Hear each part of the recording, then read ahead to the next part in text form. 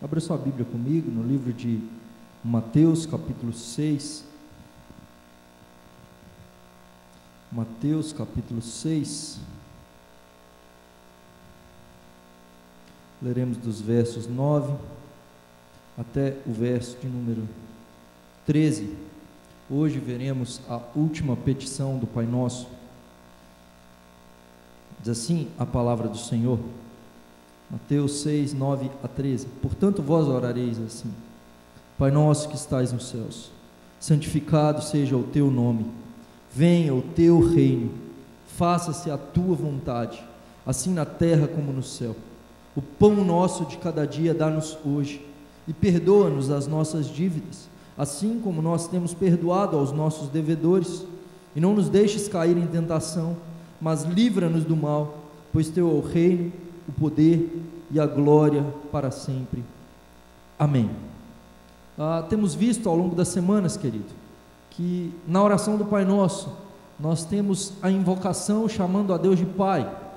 Eu me achego diante de Deus, não diante de um déspota, diante de um Deus distante, mas um Deus que escolheu ser meu Pai, o Deus que me conhece antes de mim mesmo, o Deus que me formou e que decidiu ser meu Pai, enviando o seu único Filho para morrer na cruz no meu lugar, tornando possível a adoção de cada um de nós. E eu não me dirijo a Deus como Pai me esquecendo do meu irmão, antes eu me dirijo a Deus dizendo: Pai nosso, não é meu Pai. Eu me achego diante de Deus e me lembro do meu irmão. E as três primeiras petições, nós temos o pronome possessivo teu, porque santificado seja o teu nome, venha o teu reino e faça-se a tua vontade.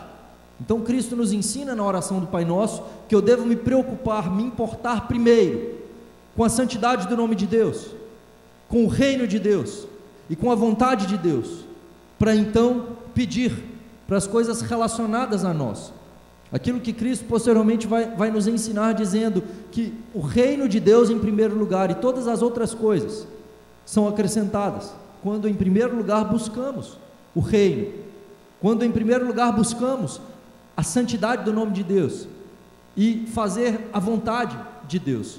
Então as três últimas petições estão relacionadas a nós. O pão nosso de cada dia dá-nos hoje. Então pedimos a Deus como nosso Pai que nos dê provisão, que nos dê pão, que nos alimente, que nos sustente.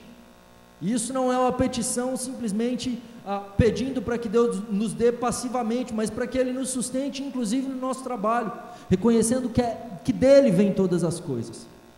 Nós pedimos por perdão, da mesma forma então que nós nos achegamos diante de Deus pela necessidade física, nós nos achegamos diante de Deus pela necessidade espiritual. Nós precisamos do perdão da parte de Deus, e Deus então nos perdoa, Ele nos purifica e nos habilita e nos capacita a perdoar outros, porque é perdoador aquele que foi perdoado, é misericordioso aquele que reconhece sua miséria diante de Deus. E então pedimos por proteção. E é interessante ver que nessas três petições nós temos também uma petição que é trinitária. Pedimos por pão ao nosso Pai. Recebemos pão do nosso Pai, que é quem nos provisiona, que é o nosso provedor. Nós recebemos o perdão por meio do Filho, que morreu na cruz no nosso lugar, e o livramento por meio do Espírito Santo que habita em nós, que nos habilita a fazer a vontade de Deus. Então nós, na terceira petição, temos, verso 13: não nos deixes cair em tentação, mas livra-nos do mal, pois teu é o reino, o poder e a glória para sempre. Amém. A primeira frase então que Cristo diz na sexta petição, a terceira da segunda parte: não nos deixes cair em tentação. Esse primeiro verbo, deixar cair em tentação, é um subjuntivo, denota a possibilidade. Ou seja, somos tentáveis. Existe a possibilidade de cairmos em tentação. E é justamente porque existe a possibilidade de cairmos em tentação, de que é possível sermos tentados, é possível que a tentação venha e vença, e que a gente caia na sedução do pecado. A palavra tentação é isso, é uma prova, é um teste, é uma sedução, é algo originado, seja por desejos ou por circunstâncias internas. Somos tentáveis porque somos frágeis, nós estamos sujeitos à fragilidade,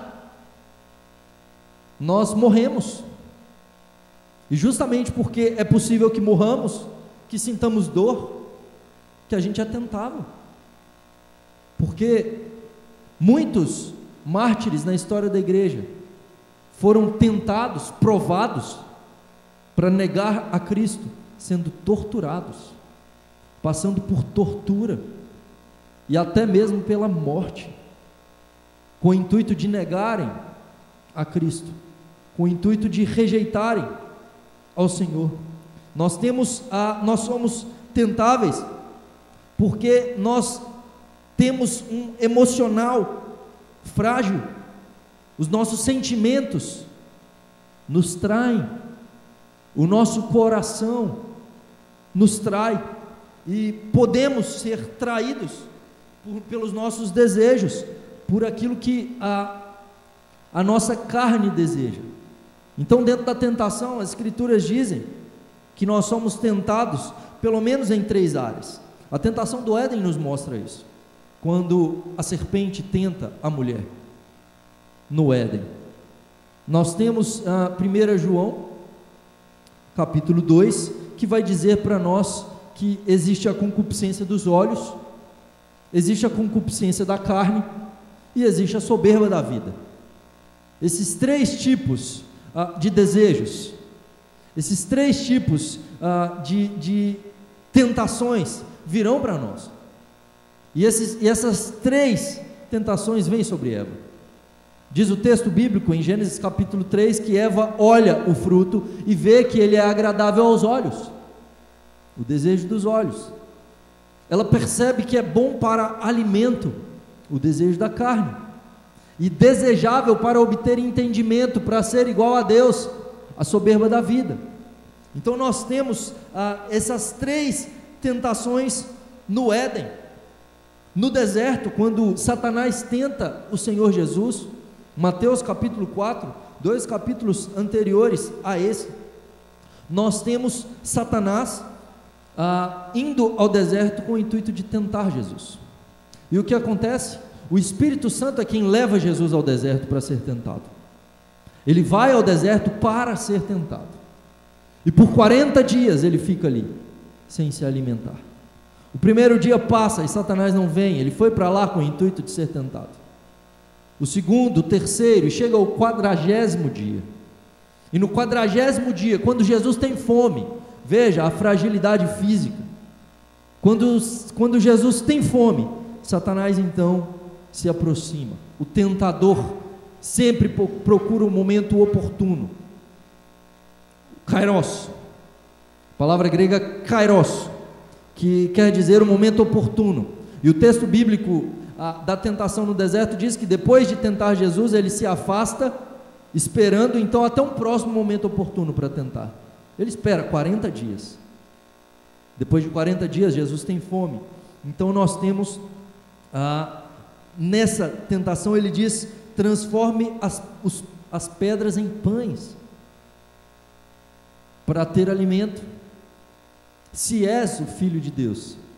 Então ele tenta Jesus na sua carne, pela sua necessidade, e Cristo então responde: nem só de pão viverá o homem, mas de toda a palavra que procede da boca de Deus.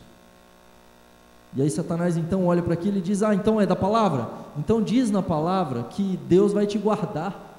Se você se lançar daqui abaixo, os anjos virão sobre você, e você vai ser guardado por Deus. Então, se és o Filho de Deus, lança-te daqui abaixo,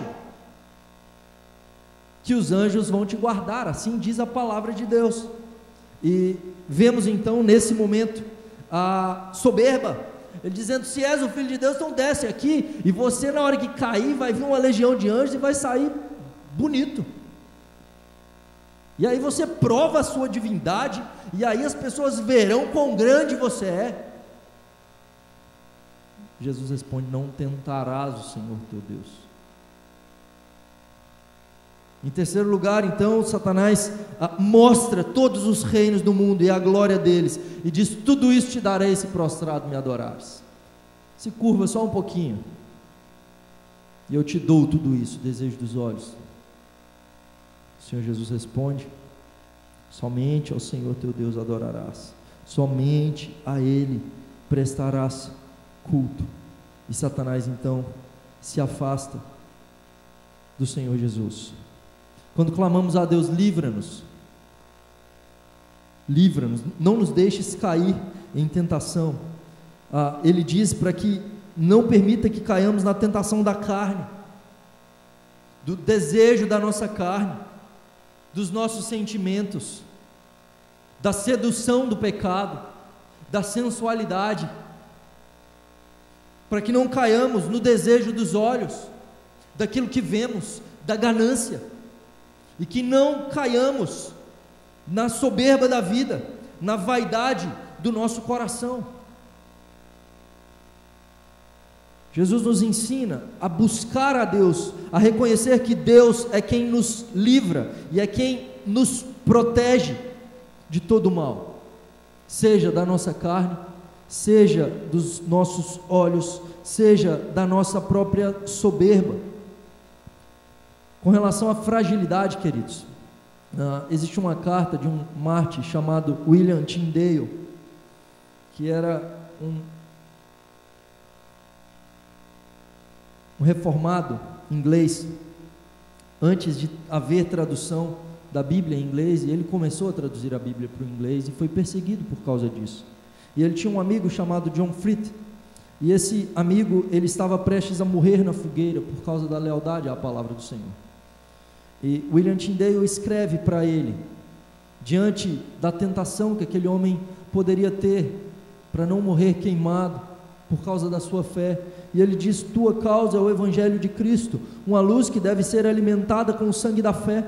Se somos fustigados e sofremos fazendo o bem, devemos sofrer e suportar com paciência o que é aceitável e agradável a Deus, pois para esse fim fomos chamados, porque também Cristo padeceu por nós, deixando-nos o exemplo para que nós sigamos suas pisadas, ele que não cometeu pecado jamais, e nisso temos conhecido o seu amor, que ele deu a sua vida por nós.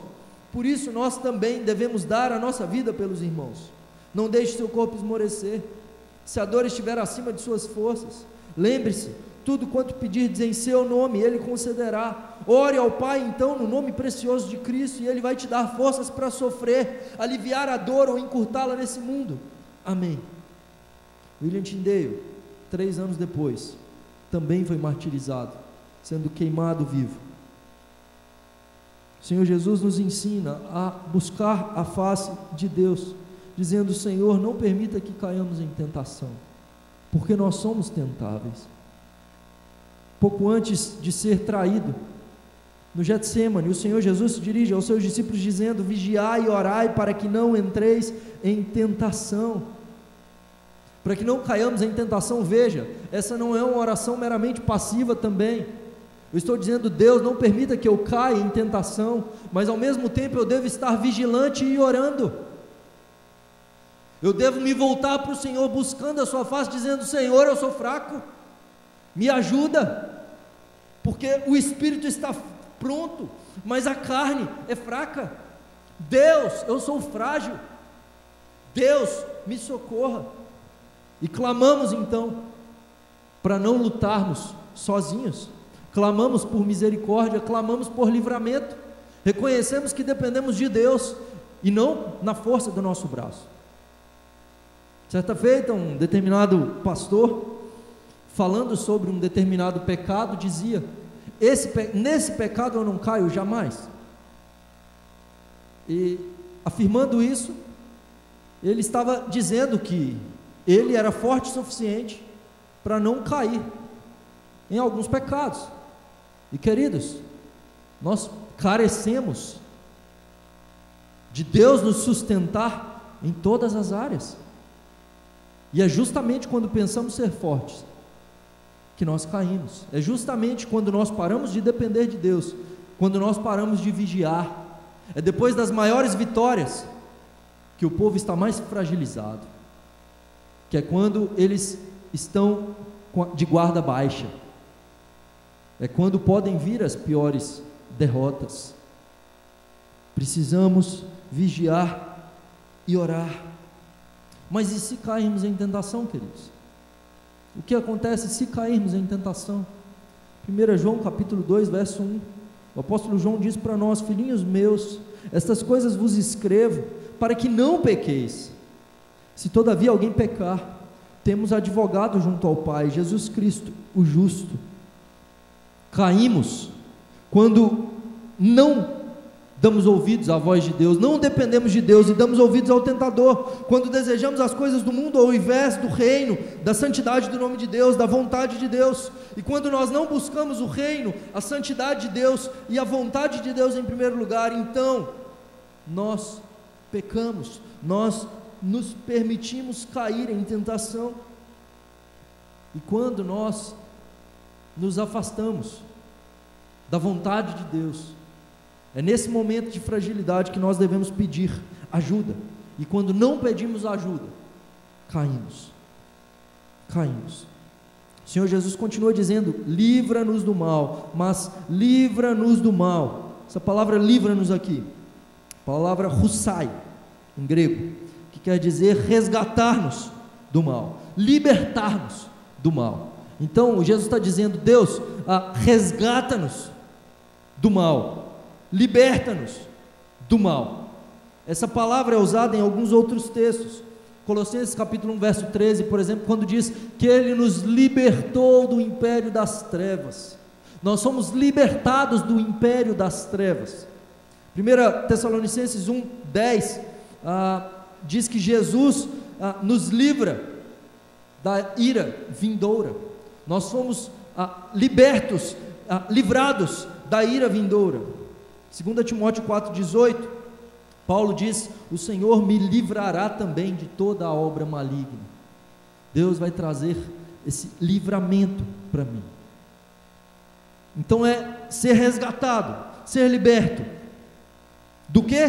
Do mal. E aqui nós temos algo importante a ser frisado. No texto grego, esse do mal, na verdade, nos traz mais a ideia de um substantivo e não de algo abstrato. Então nós temos, nesse caso, não apenas a maldade de forma abstrata, mas um caso que apresenta o mal no nominativo no grego, como uma pessoa. Então, uma possível tradução seria: livra-nos do maligno, livra-nos do maligno, ou uma possível tradução do mal com M maiúsculo: livra-nos do maligno. Jesus Cristo nos ensina a orar, pedindo ajuda ao Pai para vencermos Satanás, para vencermos o mal. E aqui nós temos algumas verdades sendo mostradas para nós. A maldade está presente no mundo. A maldade está presente em todos os lugares. E quando oramos: Senhor, livra-me do mal, livra-me do maligno, eu estou dizendo: Senhor, não permita que o maligno tenha qualquer ponto de apoio em mim. Não permita que eu empreste a minha boca para Satanás, que eu empreste a minha vida para Satanás. Jesus está ensinando essa oração para crentes libertos, que já foram resgatados do império das trevas. Mas vemos Pedro emprestando sua boca para Satanás, quando ele cogita das coisas dos homens e não das coisas de Deus. Tem pena de ti, Senhor. Não fala essas coisas negativas de morrer na cruz, bate na madeira. Jesus se dirige a Pedro dizendo: arreda de mim, Satanás. Arreda de mim, Satanás. Satanás é contrário à santidade de Deus, é contrário ao reino de Deus, é contrário à vontade de Deus, e o mal é tudo aquilo que é contrário à obra do Senhor. E seremos tentados a não santificar o nome de Deus na nossa vida, seremos tentados a não buscar em primeiro lugar o reino de Deus, seremos tentados a não fazer a vontade de Deus. E veja, não é fazer a vontade do diabo, é fazer a nossa. Quando cogitamos das coisas dos homens, nós estamos cogitando de planos diabólicos, malignos, maus, porque nós somos maus.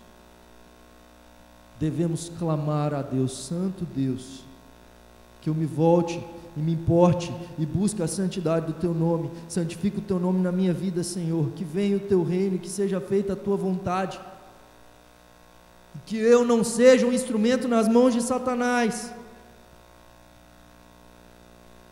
para que a Tua vontade não seja feita, para fazer qualquer pessoa tropeçar, para impedir a progressão do Teu reino. Somos chamados então, por meio dessa oração, dessa petição, a ser agentes de Deus na implementação do reino de Deus, em oposição ao império das trevas. Nós somos chamados a nos opor ao mal, jamais nos aliar a ele. E quais armas então nós usamos nessa guerra?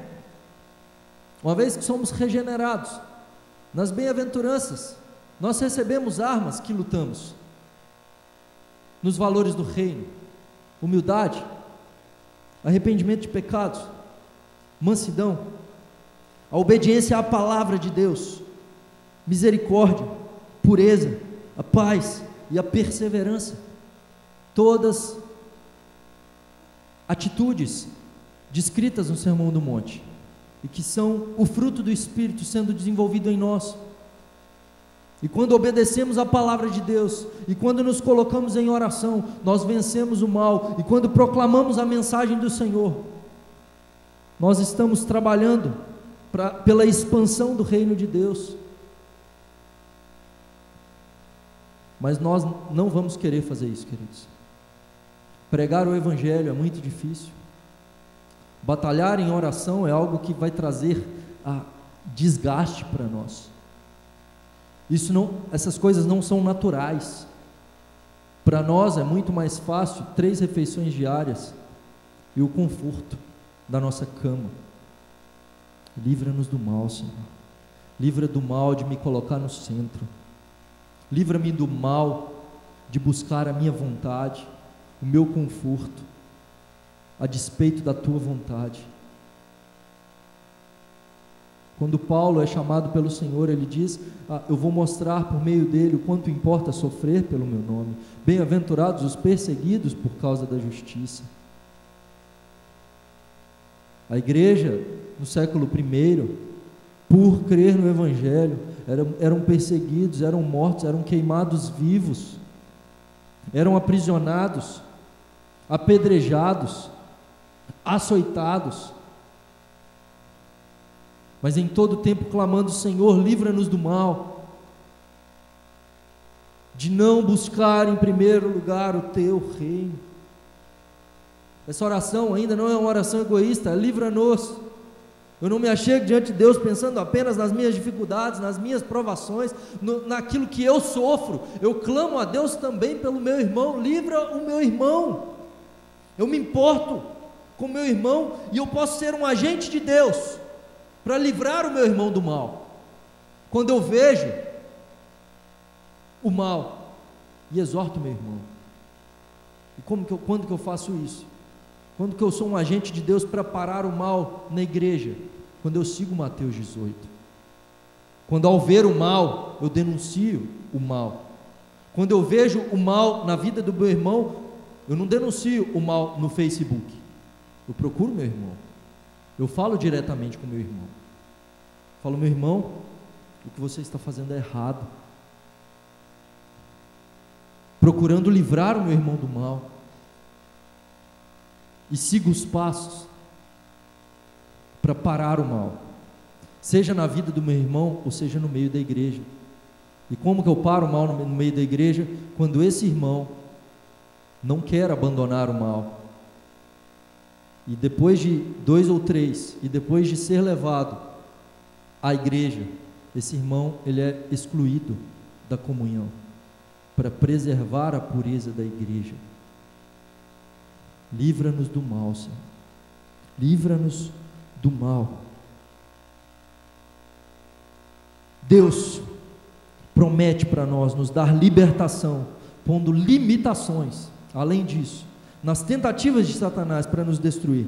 1 Coríntios 10, 13, Paulo diz: não vos sobreveio tentação que não fosse humana, mas Deus é fiel e não permitirá que sejais tentados além das vossas forças. Pelo contrário, juntamente com a tentação, vos proverá livramento, de sorte que a possais suportar. Deus a ninguém tenta, e mais do que isso, Ele nos provê livramento, para que possamos suportar as tentações, para que possamos, diante das dificuldades, termos condições de vencer o mal. John Stott, ele parafraseia esse pedido da seguinte forma, ele diz: não permitas que sejamos induzidos à tentação que nos possa derrotar, mas livra-nos do maligno. Livra-nos do maligno. Deus, nós nos achegamos ao nosso Pai, reconhecendo que é Ele quem pode nos livrar, não é na força do meu braço. E Deus proveu o livramento para mim e para você, quando nós clamamos pela sua ajuda, quando nós nos achegamos diante de Deus dizendo: Senhor, está difícil, Senhor, eu sou fraco, Deus, livra-me do mal, não permita que eu caia em tentação, cuida de mim, Senhor, cuida de mim. E Deus é quem nos protege, é quem nos sustenta, porque Ele começou a boa obra e vai completá-la. Ele nos preserva até o fim, até o fim. A oração termina dizendo: pois teu é o reino, o poder e a glória para sempre. Amém. Pois teu é o reino, o poder e a glória para sempre. Amém. E aqui então nós temos 3 palavras sendo ditas que elas pertencem a Deus, elas são do Senhor. É dito então para nós que devemos orar dizendo que do Senhor é o reino, nós somos cidadãos desse reino, nós vivemos os valores do reino e vivemos para fazer a vontade do Rei. Só há um Rei na igreja, que é o Senhor, Ele é soberano sobre a nossa vida.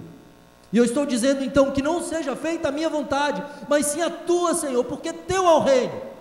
Nós temos a síndrome do trono, nós queremos estar no trono, nós queremos reinar, nós queremos ser os maiores, nós queremos que seja feita a nossa vontade, mas nós terminamos orando: Senhor, teu é o reino, o Senhor é quem reina e nós servimos, o seu governo é eterno, o seu governo não tem fim, e a tua vontade é feita nos céus e na terra e na minha vida, Senhor, e eu estou aqui para fazer a tua vontade, para servir ao Senhor, meu soberano, meu Deus, meu Rei. Eu sou teu servo. Teu é o poder. Reconhecemos que Deus é detentor de todo o poder. O poder não está em nós. Nós dependemos do Senhor. Nós dizemos: somos fracos, mas servimos um Deus todo poderoso. Até o poder que Satanás tem, e Satanás tem poder, até o poder que Satanás tem foi dado por Deus, e o poder de Satanás é limitado pelo Senhor. O poder do Senhor é ilimitado, não tem fim. Nada pode contra o braço forte do Senhor. Teu é o poder, Senhor. Agindo o braço do Senhor, quem pode impedir? Ninguém, ninguém. Nós estamos diante do Deus Todo-Poderoso e oramos dizendo: e tua é a glória para todo sempre. Não há espaço para o cristão, para a autoglorificação. Não há espaço na nossa vida para buscar aplausos, centralidade, palco.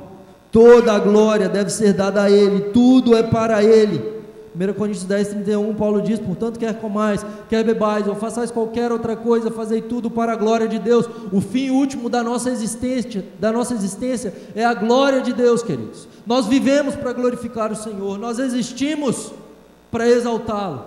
O fim último da nossa existência é glorificar a Deus.